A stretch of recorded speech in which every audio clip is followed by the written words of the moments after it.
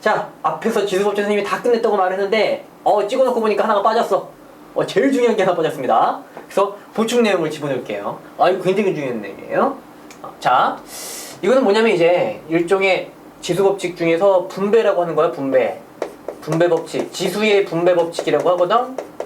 자, 이런 식으로 해서 요 내용까지 해야 이제 지수 법칙을 다 마스터하는 거야. 요거까지 추가로 공부합시다. 자, 간단해요. 우리가 바로 앞에 뭐 배웠냐면 2에 3승 해놓고 이게 5승이다 이런 식으로 되면 지수끼리 곱한다 이렇게 했지.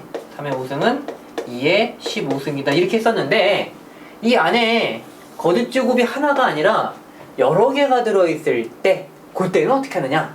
이게 굉장히 중요합니다. 자, 이때는 무슨 일이 벌어지냐면 이렇게 가는 거예요. 3이 말이지, 여기에 한 번, 여기에 한 번, 여기에 한 번 곱해집니다. 그러니까 어떻게 돼? 다른 거 없이 안에 2의 제곱만 있었다면 2에 2 곱하기 3을 했을 거 아니야? 그 다음에 3의 3승이 또 있지. 거기에서도 곱하기 3이 이루어지고 5의 제곱이 있죠? 거기에서도 곱하기 3이 이루어집니다.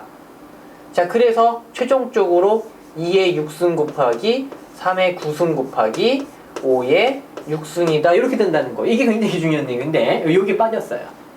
자, 여기도 한번 보자. 똑같은 규칙이지. 이번엔 뭐야? 지수 4가 여기에 한 번, 여기에 한 번. 그리고 얘는 뭐야? 7의 1승이죠.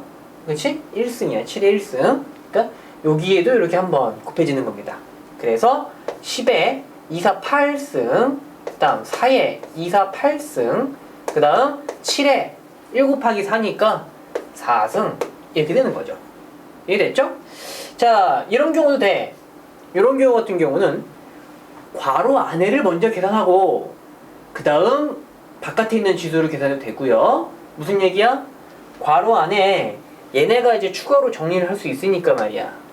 일단은 거듭제곱끼리 곱은 지수끼리 더한다 했죠? 그래서 2 더하기 4 얘하고 얘를 더해서 6승이 된 상태에서 그 다음 그 안에 2의 6승이 또 있죠?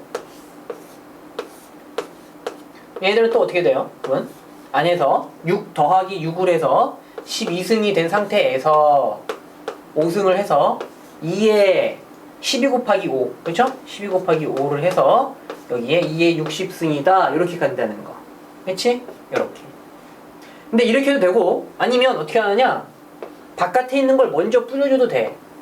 얘를 이렇게 이렇게 이렇게 해줘도 됩니다. 자, 그러면 2에 2 곱하기 5는 10, 4 곱하기 5는 20, 6 곱하기 5는 30 요렇게 해놓고 그 다음 거듭제곱끼리 곱이니까 지수끼리는 더한다. 10 더하기 20 더하기 30을 해서 2의 60승이라는 똑같은 결과가 나온다. 이게 원래 실제로는 말이지, 이런 거 말이야. 2 더하기 3 해놓고 곱하기 6을 하면 말이죠. 그지? 이렇게 있으면 어떻게 돼?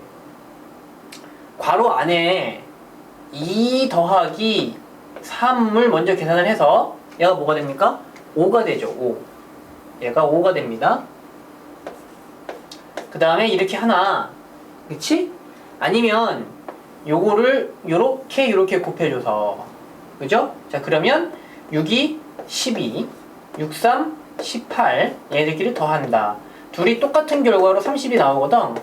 요거를 이제 초등학생 때 심화학습을 통해서 미리 공부한 친구들도 있을 것이고, 요 내용을 처음 보는 친구들이 할지라도 중1 과정에서 여기 말고 저 뒤에서 한번 배우는데 지금 그거랑 똑같은 이치예요.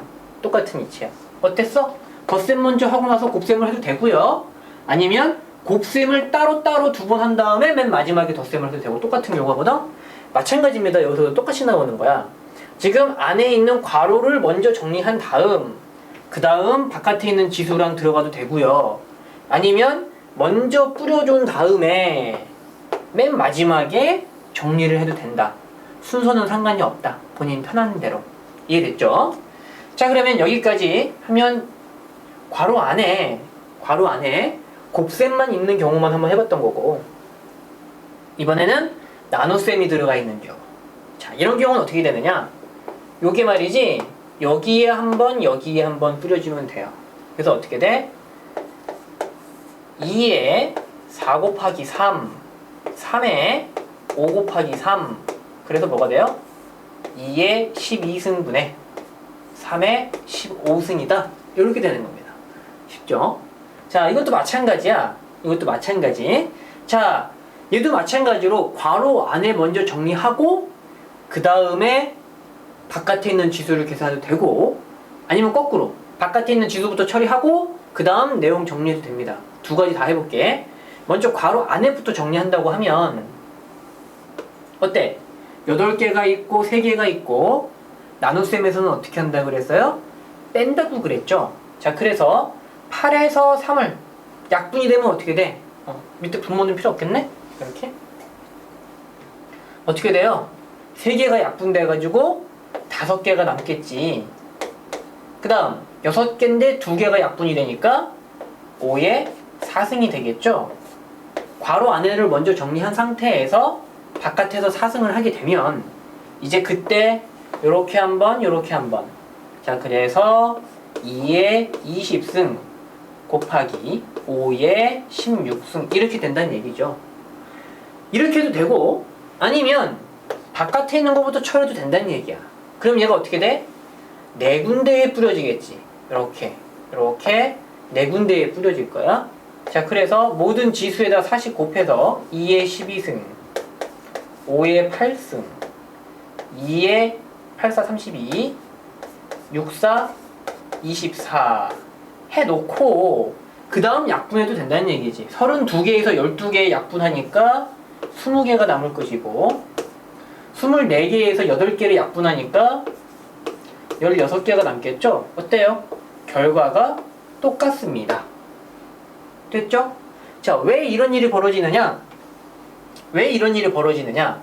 일단은 원리도 한번 챙겨보고 가보자. 뭐 별로 어려운 건 없어요. 자, 가령 예를 들어서 2의 제곱 곱하기 3의 3승이 있는데 얘를 통째로 3승을 했다. 자, 그럼 무슨 일이 벌어지냐면 지금 어떻게 된 거야? 뭔가를 3번 했죠?